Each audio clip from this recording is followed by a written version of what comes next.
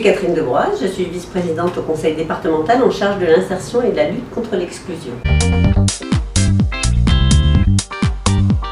Alors, le président de la République a présenté sa stratégie nationale de lutte contre la pauvreté le 13 septembre dernier et a proposé au département de contractualiser avec l'État sur un plan assez ambitieux de 5 axes prioritaires qui vont de la petite enfance à l'âge adulte en passant par la formation et la protection des jeunes majeurs. Les départements ont bien sûr dans leur mission prioritaire cette solidarité avec les personnes en grande difficulté et font déjà énormément de choses, mais évidemment l'enveloppe financière proposée par l'État, même si elle a été jugée un peu faible au regard des besoins par les départements, permet quand même de développer un certain nombre d'actions qui sont déjà à l'œuvre.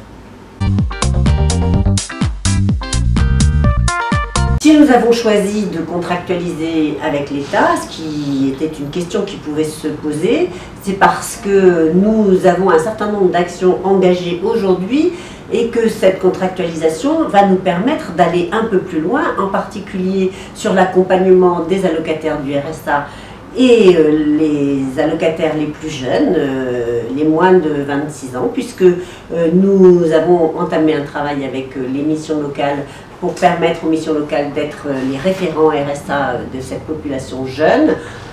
Nous allons pouvoir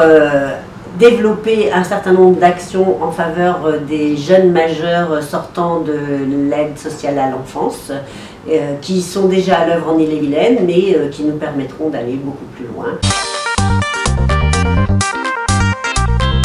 Alors le département agit de toute façon avec l'ensemble des acteurs de la solidarité de manière très large et en particulier avec les associations caritatives. Et d'ailleurs dans la session qui nous occupe ces 2 jours, nous allons proposer un soutien d'investissement à 3 associations caritatives, la Banque alimentaire d'Ille-et-Vilaine, le Secours populaire d'Ille-et-Vilaine et